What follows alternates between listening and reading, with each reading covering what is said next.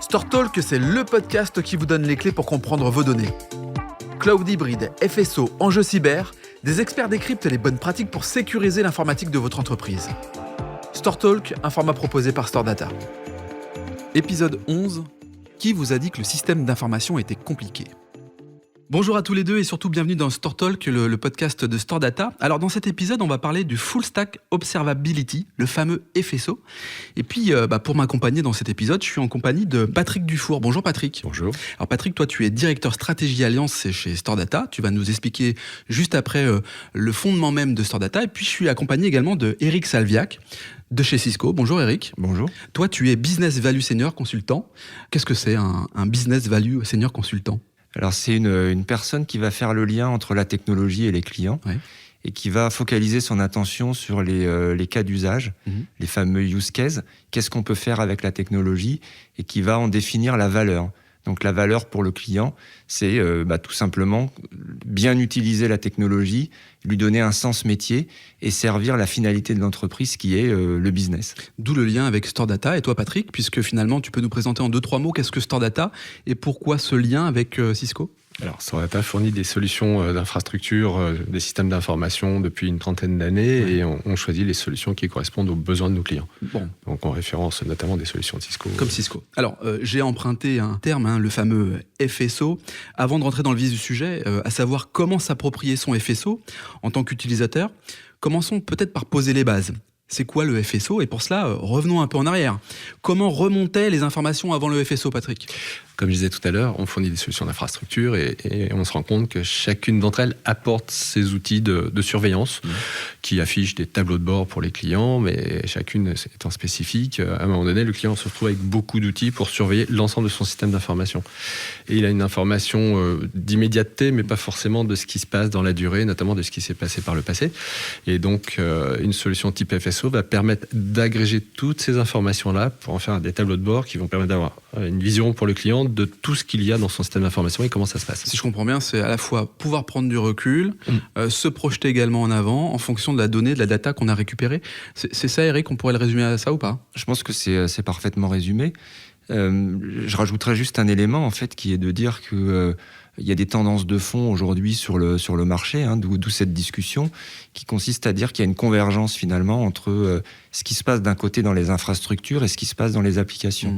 Et à un moment, il faut que les deux se parlent et que les équipes IT aient une visibilité complète, c'est le fameux Full Stack Observability, pour monitorer la performance de l'ensemble. Quand on a des clients qui souhaitent intégrer cette solution, qu'est-ce que ça génère ? Quels sont les bénéfices que ça peut générer ?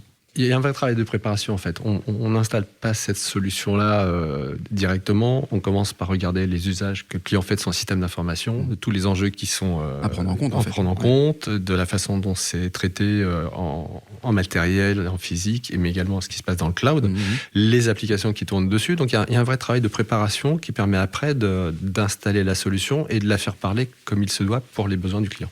On parlait tout à l'heure, Eric, finalement des besoins. On démarre avant tout par là, par les besoins, et chaque besoin est spécifique à chaque entreprise. Comment vous répondez finalement à ces besoins à travers le FSO ? Je pense qu'on va parler de valeur. C'est pour répondre un petit peu à la question sur les bénéfices et les besoins.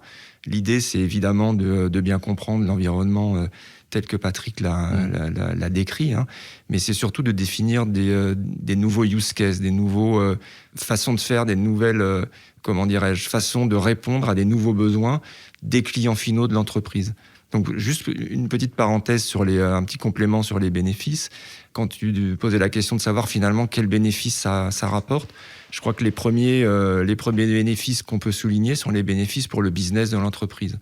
On ne va pas penser uniquement IT, mais on va dire l'IT travaille pour le business et le business travaille pour des clients. Donc c'est bien le point de départ. On a 2-3 exemples là, dans le monde du retail, de la banque, sur les bénéfices que ça génère. Oui, je peux te donner 2-3 exemples. On peut prendre un exemple dans la banque, effectivement.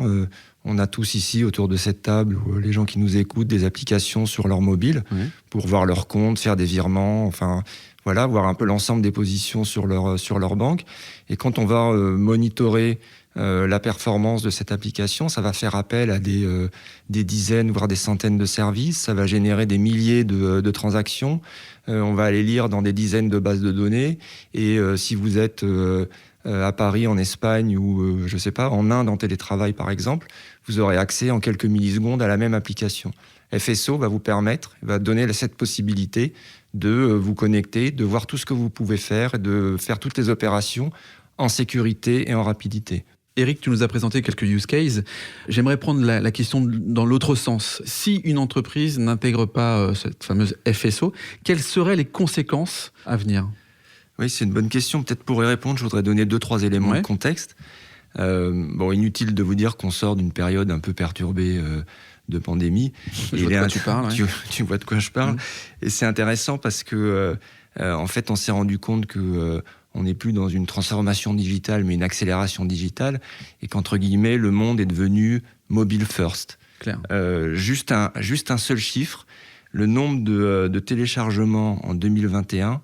Je ne sais pas si vous avez une idée, c'est une source statistique, 218 milliards de téléchargements. Téléchargement de quoi ? D'applications digitales. Énorme. Donc c'est un truc qui est complètement fou. Et ça illustre quoi ? Ça illustre le fait que l'application digitale, elle est devenue une vitrine pour une entreprise.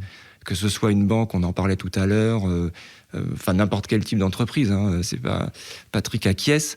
C'est devenu une vitrine. Et il faut que cette vitrine, elle soit excellente. Il faut que l'expérience utilisateur, elle soit absolument sans faille à tous les niveaux. Et au-delà de la vitrine, l'application digitale est un élément de différenciation compétitif d'une entreprise à une autre. Juste un autre chiffre. En fait, c'est dans la même étude, c'était intéressant de savoir que 66% des utilisateurs, 66% des utilisateurs d'applications digitales sont prêts à changer de marque s'ils ont une expérience qu'ils jugent pas très bonne. Donc il y a de l'enjeu. Donc il y a un enjeu énorme. Et au-delà de l'utilisation, tu fais bien de le souligner, l'enjeu, c'est un enjeu de chiffre d'affaires. C'est un enjeu de gagner des parts des marchés, un enjeu business, un enjeu de conserver sa position. Donc finalement, FSO, c'est ça. L'enjeu, on peut le résumer là-dessus, et l'enjeu pour le CIO, le DSI de l'entreprise, il va être de dire, mais comment je fais d'un côté pour m'assurer que je délivre une expérience sans faille à l'utilisateur final, donc au client de mon entreprise, alors que d'un autre côté, il faut que je gère des milliers, des dizaines de milliers de données, parce que j'ai une architecture hybride, je suis dans le cloud, j'ai des dizaines de projets. C'est plus que de la complexité, c'est impossible. C'est impossible. Et FSO répond à ça. Et FSO répond à ça, parce que FSO va aller chercher toutes les données critiques de performance des systèmes, mais ça, c'est pas suffisant. Il faut leur donner un sens à ces données critiques. Et on leur donne un sens par rapport à quoi ? On leur donne un sens par rapport au métier, donc par rapport à l'utilisateur final.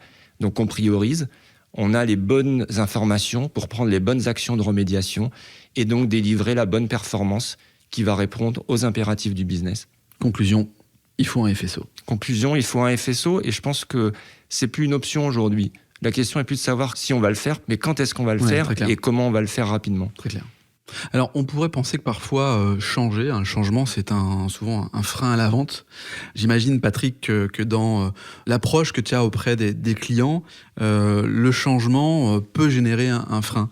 Quels seraient les conseils, quelles seraient les réponses à apporter pour que finalement ce frein se transforme en vraie envie de transformer son système aussi informatique quelque part ? Le premier conseil, c'est de dire au client qu'il se fasse accompagner. C'est pas quelque chose qu'il peut faire tout seul, ou il peut s'en sentir capable, mais il faut un regard externe. Il faut quelqu'un qui l'accompagne dans la démarche, et la démarche, il l'a pas forcément.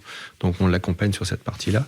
On va faire cette analyse de besoin préalable avant de mettre en place la solution. Et puis aussi, on mesure quelque chose qui est important aussi, on l'a dit d'une certaine façon, c'est tout ça s'attache à améliorer l'expérience utilisateur. Un utilisateur pour une entreprise, d'une façon ou d'une autre, c'est un client, c'est du business, et donc ces outils-là servent aussi à améliorer cette expérience utilisateur. Le fameux client final, quoi. Exactement. Ok. Et donc, nous, on accompagne le client en l'écoutant les services, et pas seulement l'informatique, c'est aussi les directions métiers et autres, et à partir de là, on peut définir un plan de déploiement, accompagner le client.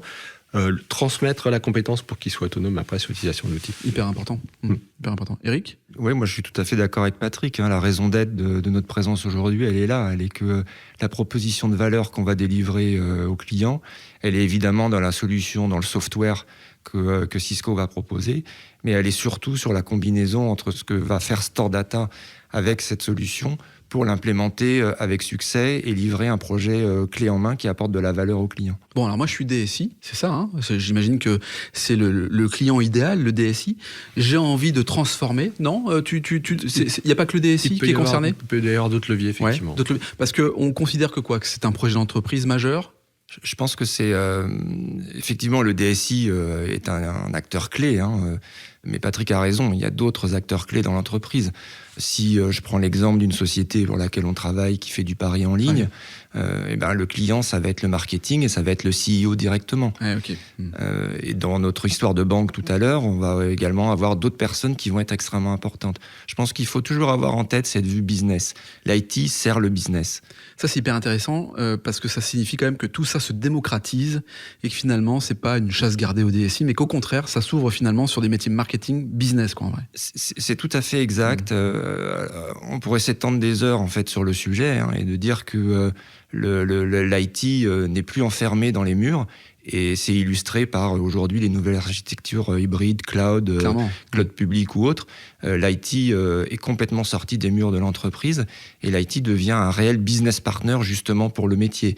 Et la transformation qui doit s'opérer dans la tête des DSI et qui s'opère déjà, ils nous ont pas attendu pour le dire aujourd'hui, c'est clair, elle est là finalement. C'est presque une transformation culturelle. Comment je crée en interne une DSI qui soit entre guillemets une société de service pour le business. Ça, c'est hyper important. Alors, je suis donc CEO, DSI, directeur marketing, bref, je veux faire avancer mon business.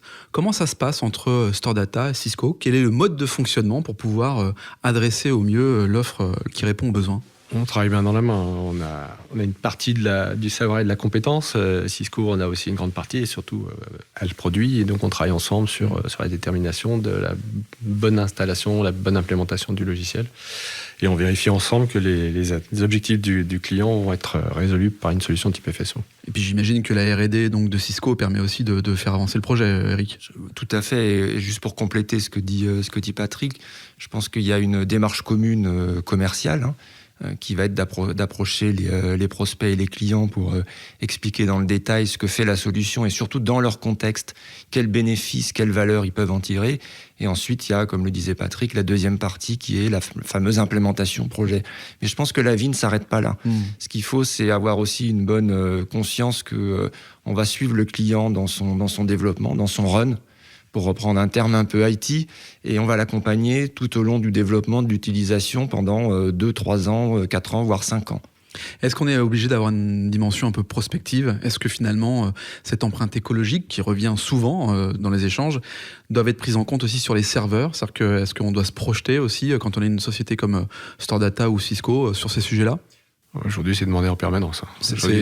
Toutes les consultations intègrent une dimension écologique. C'est une option. L'intérêt d'une solution comme le FSO permet justement d'optimiser les ressources utilisées, et voire de les réduire, parce qu'on peut se rendre compte grâce à ça qu'on a un surdimensionnement des solutions qu'on peut avoir, des ressources qu'on peut avoir, et du coup les réduire ou les ajuster au bon moment en fonction du bon usage.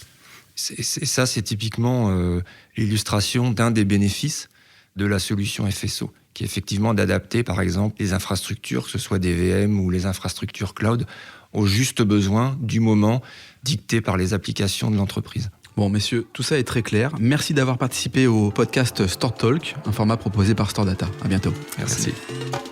Merci d'avoir écouté cet épisode. Pour retrouver les autres épisodes de Store Talk, rendez-vous sur votre plateforme d'écoute préférée.